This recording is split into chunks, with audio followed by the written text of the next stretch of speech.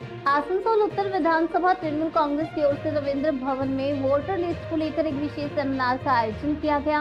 इस कार्यक्रम में राज्य के कानून मंत्री मलय घटक, आसनसोल नगर निगम के चेयरमैन अमरनाथ चटर्जी, मेयर परिषद गुरदास चटर्जी, डिप्टी मेयर अभिजीत घटक, वसीम उल हक सहित कई जनप्रतिनिधि उपस्थित रहे। सेमिनार का उद्देश्य वोटर लिस्ट की गड़बड़ियों की पहचान करना और क्षेत्र में फर्जी मतदाताओं की शिनाख्त करना था। ये कदम उस पृष्ठभूमि में उठाया गया है जब हाल ही में कोलकाता से लेकर दिल्ली तक वोटर लिस्ट को लेकर तीखी राजनीतिक बहस छिड़ गई थी।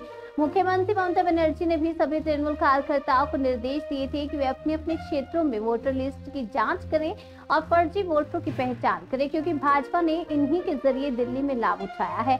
इस मौके पर इंडियन पॉलिटिकल एक्शन कमेटी के प्रतिनिधि भी मौजूद थे, जिन्होंने पार्टी कार्यकर्ताओं को ट्रेनिंग दी और वोटर लिस्ट की सही ढंग से जांच करने के लिए आवश्यक तकनीकी जानकारी साझा की।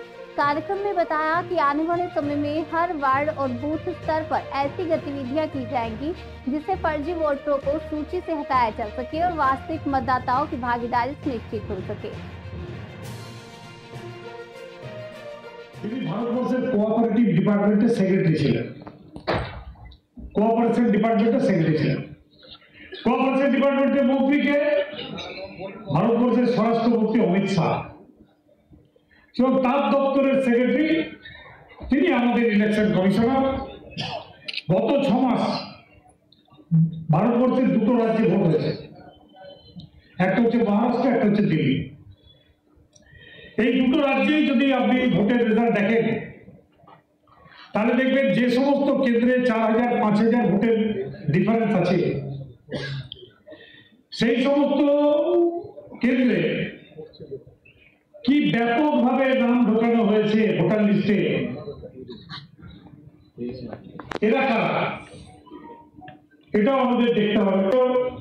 5 বছরে আর 4.5 মাসে নাম চাপলো 4.5 লক্ষ। খোদ কেজরিওয়াল যিনি 7 থেকে 8000 ভোটে জিতেছিলেন তার কেন্দ্রে ভোটার বেড়ে গেল 30,000।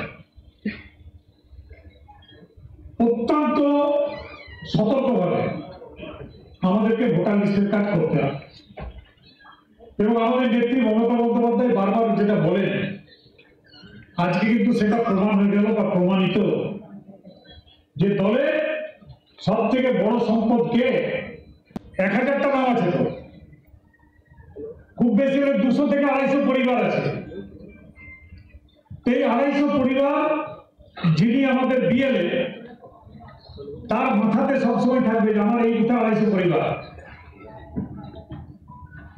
আপনাদের দেখতে হবে যে কে মারা গেছে, সঙ্গে সঙ্গে তার নামটা কাটাতে হবে। কোন মহিলা মেয়ে বিয়ে হয়ে বাইরে চলে গেছে তার নামটা কাটিয়ে দিতে হবে। আমাদের এখানে শিল্পাঞ্চল অনেকে এখানে ট্রান্সফার হয়ে আসেন আর ট্রান্সফার হয়ে চলে যায়, তাদেরকে লক্ষ্য রাখতে হবে, তাদের নামগুলো বাদ দিতে হবে। একটাও যাতে এমন ভোটার না থাকে যিনি আমাদের এলাকায় থাকেন না বা আমাদের ভোটার নয়। দ্বিতীয়ত আরেকটা জিনিস, আমি বিশেষ করে আমাদের যারা কাউন্সিলর বা আমাদের জনপ্রতিনিধিরা রয়েছে আমাদের কাছে অনেকেই আসেন 5 বছর